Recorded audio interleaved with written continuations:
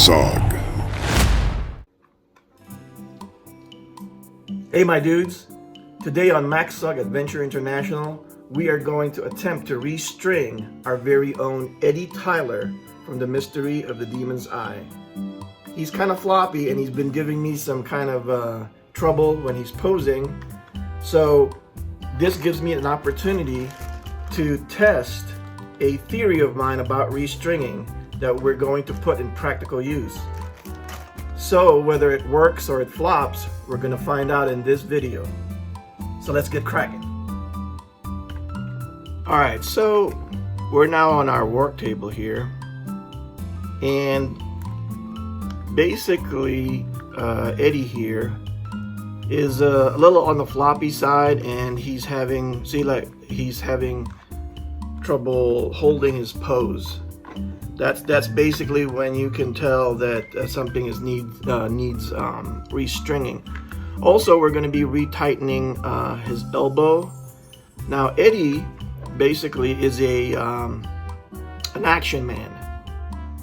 One of the things that I want to fix today is an issue with some of the aftermarket restringing kits, in that they're perfectly good, you know, for your average collector.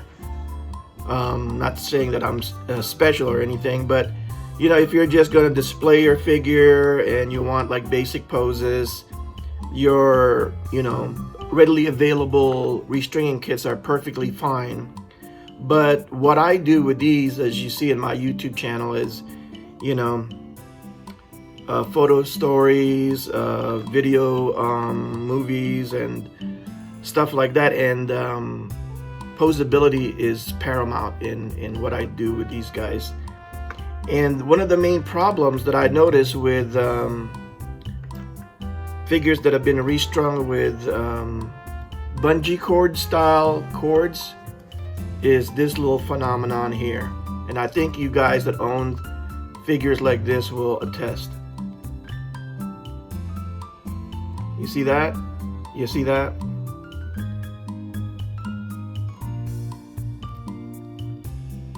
The originals didn't do that. The original G.I. Joe figures don't do that, and you'll be able to tell easily that a vintage figure had been restrung because they do this. That is due to the type of bungee cord that it's using. It's using a kind of a round stock bungee cord. And what I propose to do is try to replicate what the originals used, which is a flat tape. This is a bungee cord, and this is not like sewing elastic, as you can see by how thick it is that way. Okay, you can see my finger. This is, I believe, 3/8 wide bungee cord that's flat tape style. All right, now the theory behind preventing what you just saw there with the arm problem is that when you have a round cord, the strands of rubber are on top of each other in a round way, so that when you flex it, the surface contact of each strand has more grip on each other, not, you know, disallowing flex this way. But this, the rubber strands are stacked like a fence, where it's right on top of each other, not like bundled like that. On a bungee cord, on a standard bungee cord, your rubber stacks are like that, whereas this flat tape, it's like that. Okay, and therefore, like, flexing movement like this is easier on a tape style. That's why the originals used that kind of elastics. Okay, So we'll test that theory.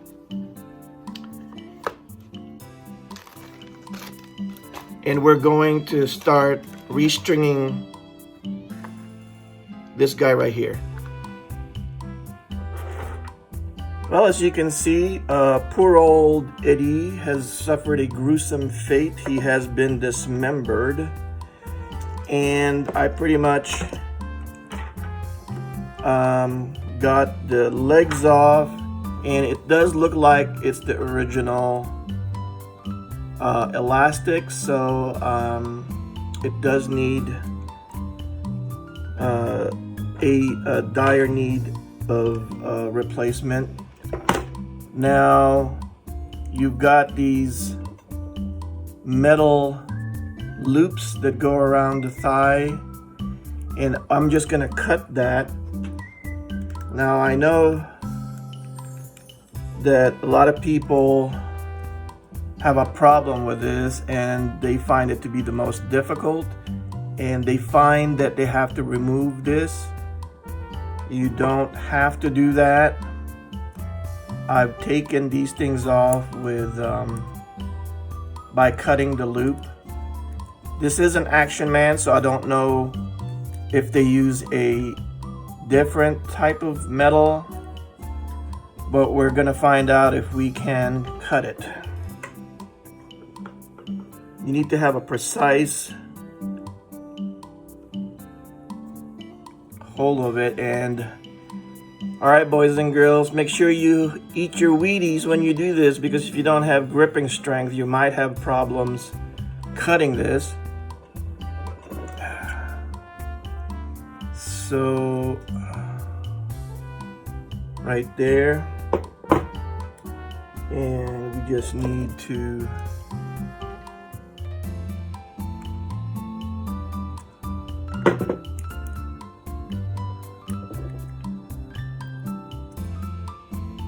and it's clear.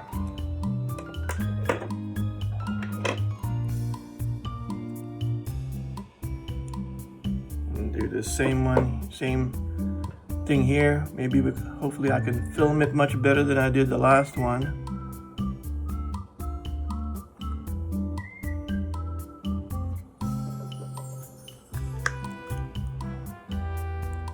That time you heard an audible click, indicating that I either busted my knuckle or I cut through the metal, which I did. Cut the metal, I mean.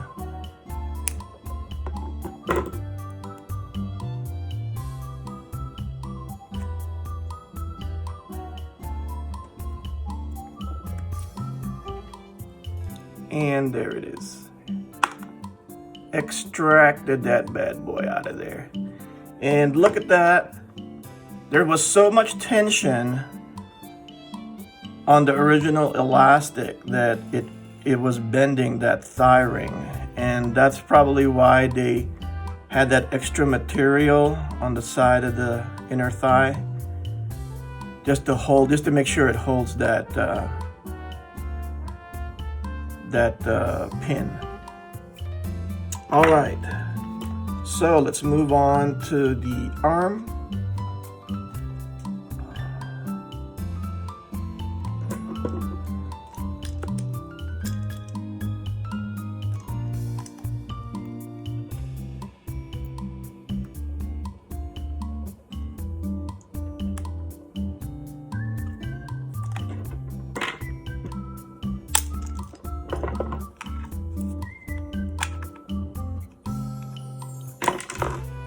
Now, this is an interesting thing here. You notice how, okay, so you can see there it's a flat elastic. I probably don't even have to tell you that, because you guys that have been messing around with vintage G.I. Joe know and have seen that flat elastic that they use. So again, you see it. I think that's the problem with some of the restring kits. It's the elastic that they use, because it just doesn't allow for flexing. And I think that's what the flat band will allow you to do. And notice that the factory sewed it. Now this is an Action Man. And that's the first time I've seen that. And I don't think that that's a custom.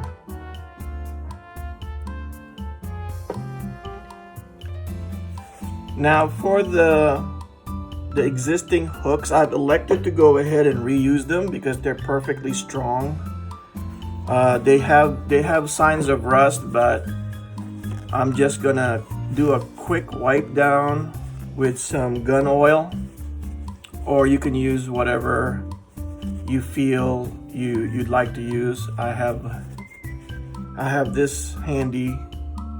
It's just good old gun oil I use for my other interests. Anyway, you can see it's the rust's coming off because this stuff is formulated to treat metal with a little bit of rust issues in it. And as you can see, it's perfectly good. I also live in Nevada, so it's pretty dry here. So I'm not worried about rust, and I don't play with the G.I. Joe in water.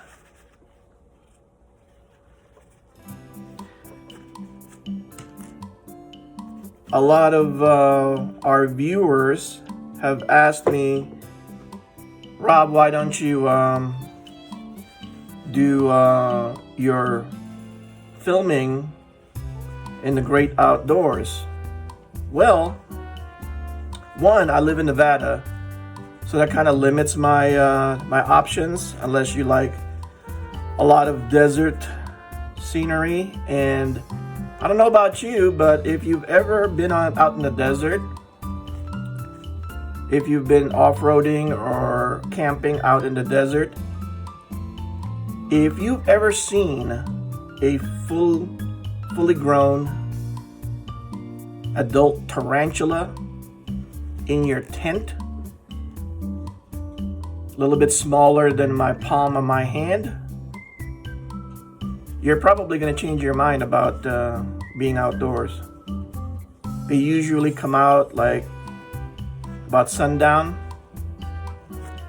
and I myself have no problem with that because I used to keep animals like that as pets. Same thing with snakes. Also, I'd done it before, and if you've noticed, I have a lot of small little pieces, some of them very hard to find, and you wouldn't believe how much or how many rare pieces I've lost just shooting out in the backyard. And we used to have a home in North Carolina, and you'd be surprised how fast you'd lose a small hurricane spotter rain collector and small radar unit when it falls in the bush. Here it is. So all the hooks are cleaned. And so we're going to try to see if we can fix Mr. Tyler's loose elbow. I'm gonna do that off camera because I need to do that on a concrete floor, and I'll be back. And we're back after tightening the elbow joints. He's nice and tight like a brand new figure. And what I basically did is to make it easy, you bend the arm all the way, right? And you hold that part down against the floor. You need to have very hard surface like a concrete floor or like a piece of tile, right? And then you take a let's see, what size is this? Not sure.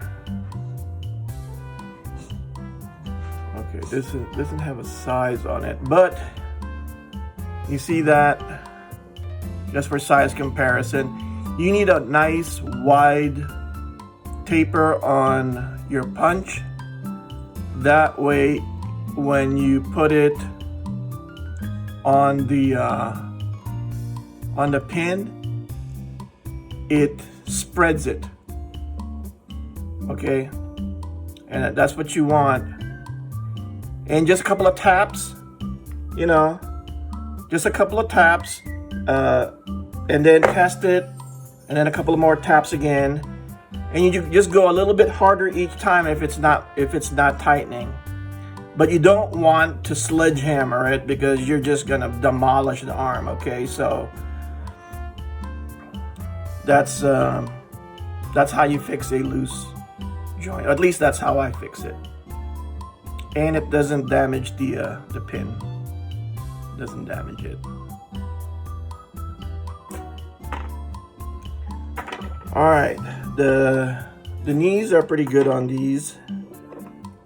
Yep, knees are pretty good, so there's no problem with that. So we are going to move on to the nitty-gritty, which is the elastics. All right, so we've moved to the legs, and basically I made a hook out of some wire. Let me I don't know what gauge wire it is, but I'm gonna provide a way for you to kind of gauge it. All right, so that's how thick that piece of wire is. It's a steel galvanized piece of steel. I guarantee you that will not pull out. I tested it, and that's pretty strong. So you don't have to buy any kind of special thing if you have wire like this. I wish I had the piece of paper that was the packaging for that, but it's just a piece of galvanized steel heavy gauge wire, and that is around that is the hog ring.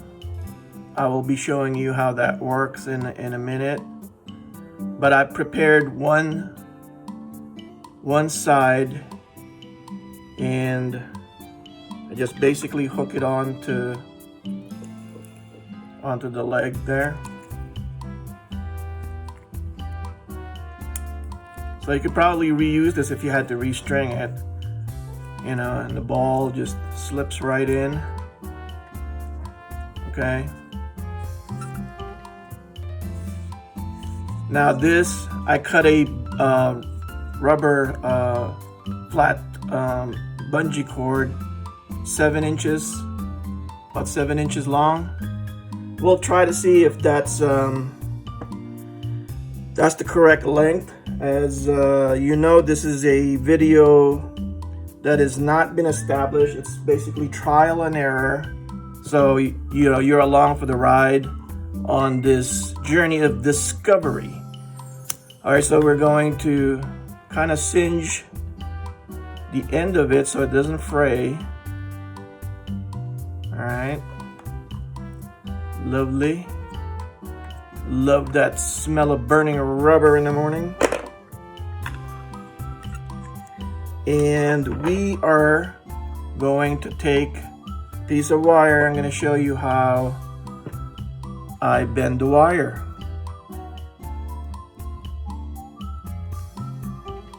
And as always, guys, I don't market this video as a tutorial. It's just showing you how I do things. But I know some of you guys out there that are the overachievers, please use caution when you're working with tools. You know, some of you guys are the same age as I am, maybe in your 50s. And, you know, you get cuts. We, at our age, are prone to get infections easier than the younger folks. And we don't want that.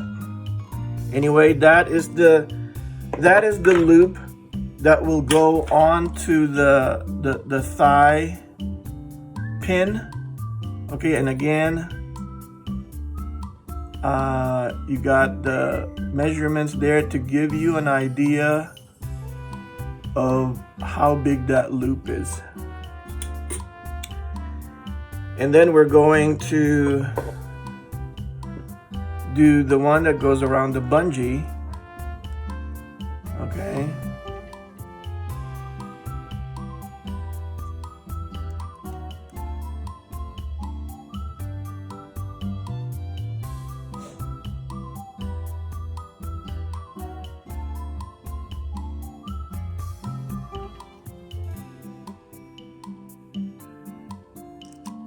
Now, before you complete that loop, you want to cut off your excess. Grab both ends because one of them is going to fly off.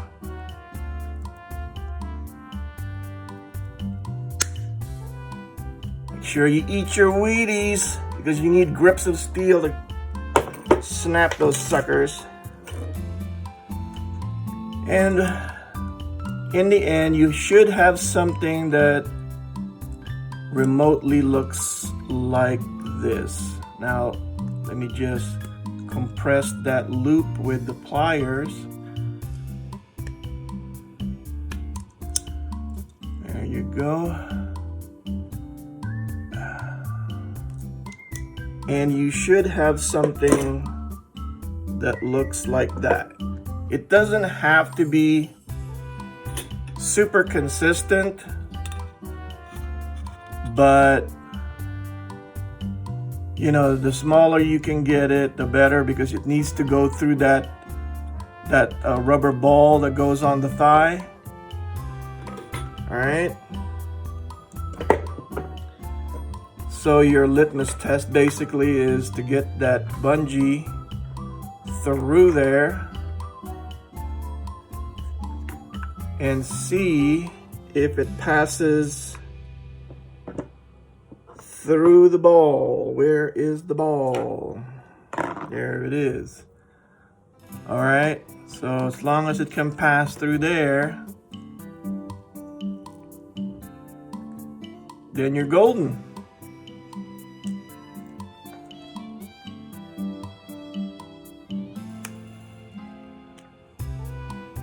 All right. So now we are going to try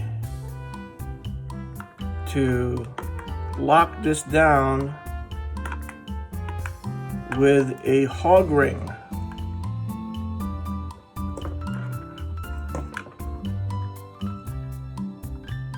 So what you want to do is to rest that hog ring rest that loop on the hog ring like so.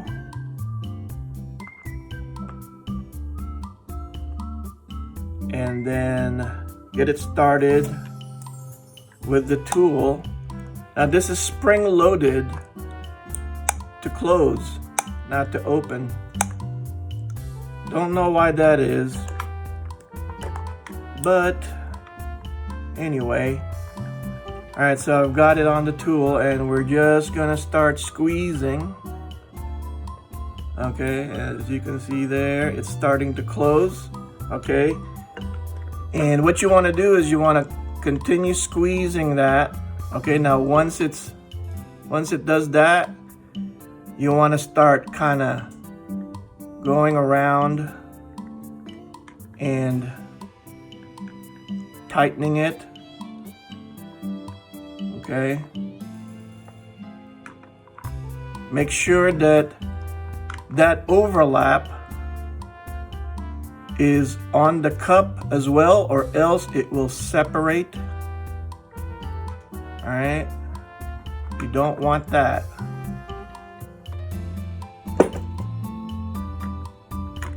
And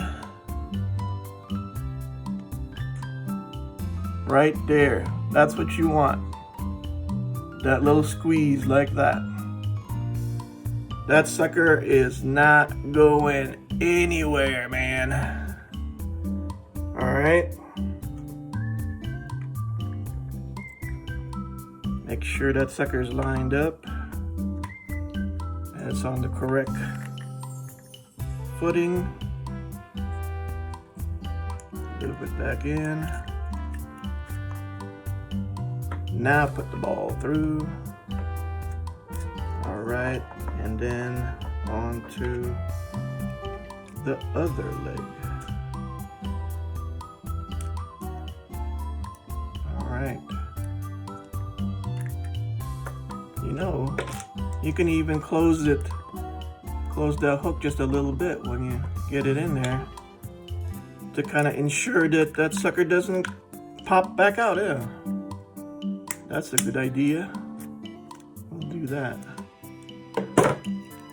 And it still moves pretty freely. So that's definitely not gonna go anywhere, man.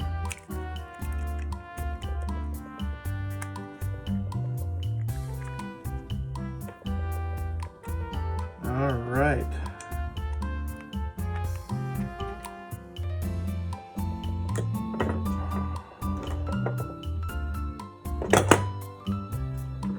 Then we're going to put the hook for the neck in there.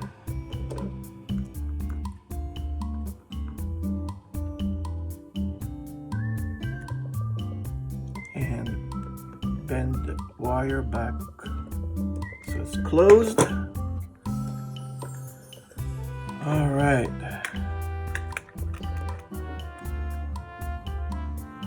All right.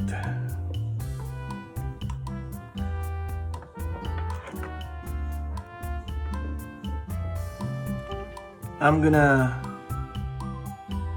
do that out of camera because its tension is pretty substantial. There. All right, so I've captured the hook and am now going to proceed to put the head back on. Bam-o.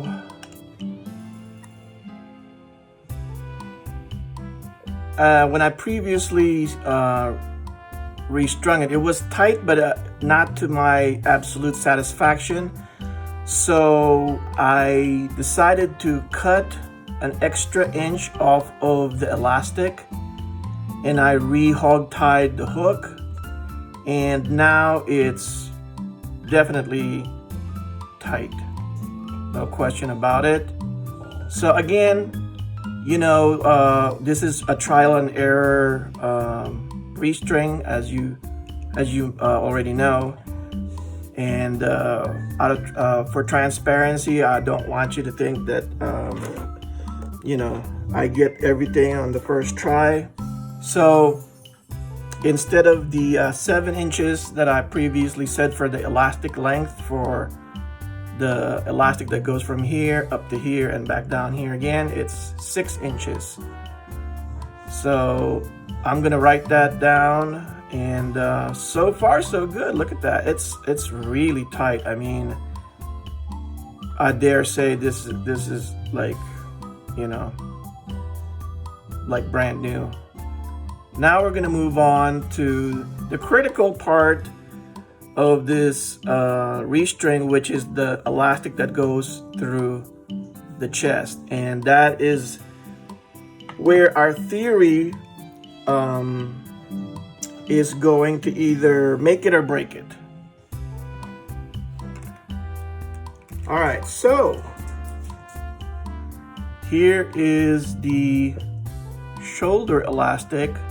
I kind of fudged it up a little bit because the hog ring kind of separated, but pretty much it's gone around quite a bit and it's pretty tight, the main ring.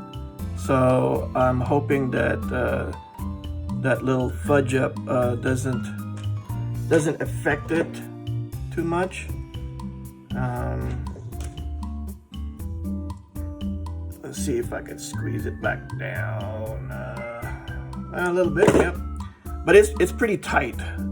So that's the flat tape with the 2 hooks, and hopefully it has a better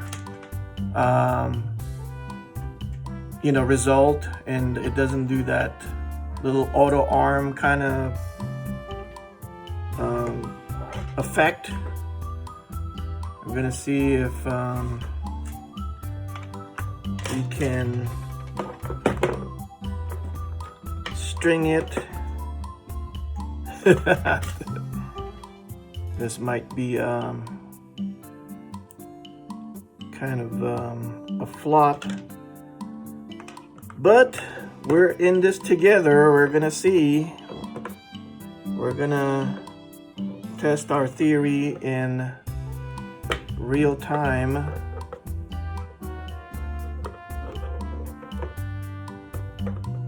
Sometimes we have these mad scientist ideas that we don't know it's gonna work or not, but something inside us says, I gotta go see, I gotta go find out if it works or not.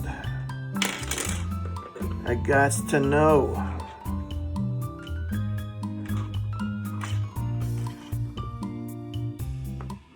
Is that hooked in? I was about to let that sucker go too, man. I think that's on. All right, come on now. Let's see. It's probably.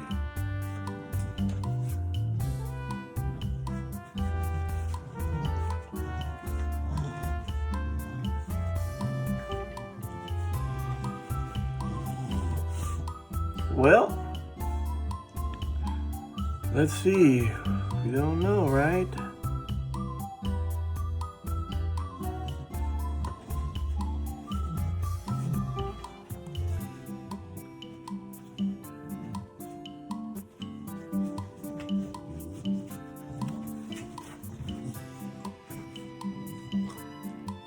Not moving. A little bit there. But that's just because I don't think I've got it tight enough. It's tight, but I don't know, it's not tight enough for me. I tell you what though, it's not as doing it as badly as this one, which has the Bungie. Let's compare it. Let's compare it.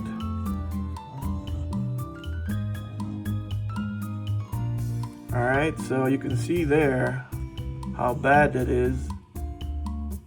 You see?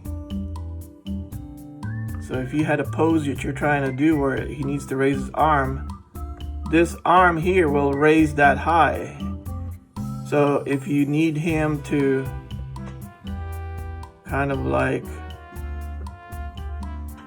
signal to a helicopter, hey, I'm over here, but then you want to have his arm hold a rifle that's to near his thigh, then that arm goes down. You see it? See? That's pretty bad. That's pretty bad. And this one isn't doing it. Okay? Now it goes down a little bit because I don't think I've set the tension where I want it. Who knows, if I increase that tension, maybe it'll do the same thing as that, but we'll see. I'm gonna do it again. So far, so good, see? the other arm is not moving. Let's see. Okay, it's not moving. So that's promising. So I'll come back, I'll shorten the strap a little bit more and do it again. All right, so I had to do that off camera because wrestling with this thing was a monster. But I was right. It was the tension. And so what I had to do was shorten the elastic that went through the chest to 2 5/8 inches exactly to get the proper tension. I mean, it's so much better. The legs, you know, when I tightened it, so much better. And I also changed the way I hog ring the elastic. So before it was like that, where I had it kind of like that, right? And then I hog ringed it right across, which was kind of harder to do. So again, I went back to the way Hasbro did it, and basically they fastened this arm elastic where they do it like that, and then they fastened it here, and that seemed to work much better, because my concern was that if I tied it here, that it might contribute to the same phenomenon as the Bungie cord on that figure over there that was restrung with your conventional aftermarket restringing kit. So that worked, and it's now really tight. And now we're going to try to see. Nope, it doesn't. See, it doesn't suffer the same, because it allows it to flex. The type of elastic that I use allows it to flex without moving the other arm. Right there. See? No movement. I'm not holding that other arm. It's nice and tight. And if I had to guess, that's how a brand new G.I. Joe from the 1960s felt like. It is nicely restrung. It's tight as a ship. And he is back in business again, Mr. Eddie Tyler, one of the stars in The Mystery of the Demon's Eye. We're going to put him back on his uniform, and he's right as rain again. It works. It works. The flat tape is the secret sauce, and there, I guess, is the reason why Hasbro, Palatoy, and the like designed it this way, and that is using the flat tape, because it allows for flex. That's just inherent in this type of tape. I'm guessing that there's a possibility that they used the round ones and found that there was no flex, that that didn't allow for flexibility. And that is the proof in the pudding. Basically is this: no movement on the other arm. All right, and here you see that? That's kind of creepy. That's kind of creepy. So basically, when you want to do certain poses, you have to have the arms around the same level, and that's just a no-go for me, because the videos I make, my bread and butter is the posability, and I can't have my figures doing that. It just takes more time for me to set up a shot because of stuff like that. So again, that's just one more thing I don't have to buy, is a restringing kit. Having said that, this video is not intended to put anybody out of business. The commercially available restringing kits out there, I think, is still viable, especially for the folks who just want to restore their figures to where it's holding a pose and it's not shelf diving. Okay? But if your intent is to, you know, put your figures in dioramas and dynamic poses and everything, and you want it to be able to pose just like the old, you know, your old pal from the 1960s and 70s, like I said, this is the secret sauce right here. Alright? And one more thing, like I've been saying, like it says on the beginning of the video, this is not a tutorial. This is just me showing you how I do things. And that is because I don't want to be responsible for people getting hurt, simply. Now, it's going to be up to you. You know, it's if you still want to do it or not. And that's why I put links in the description to where you can get some of the material. I just want to stress that if you're working with tools, to be very careful, okay? And because it does involve cutting metal, and you know, some of that stuff kind of flies, and you know, and if it hits your eye or whatever, then you're gonna get hurt. And the last thing we want to do is for you guys to get hurt in this hobby. So there it is. Anyway, that's what I got for you guys today. Make sure to look for Mr. Eddie Tyler in the next episode of The Mystery of the Demon's Eye. Part 6 is just wrapping up. I just had to stop filming because he has gotten too floppy, and the last scene that I did using Eddie Tyler here, it was very difficult because he could hardly hold a pose. And I might just have to restring Dr. Klaus Becker here, also one of the cast members of Demon's Eye, just so he won't do that creepy arm thing. He's still pretty tight, but I think now that I've proven this theory of mine, I'm going to go ahead and maybe restring a few more figures.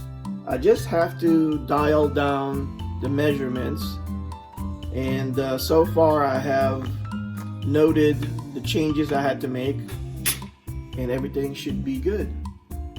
Anyway, I'm Robert for Maxog Adventure International. I'll see you guys on the next video.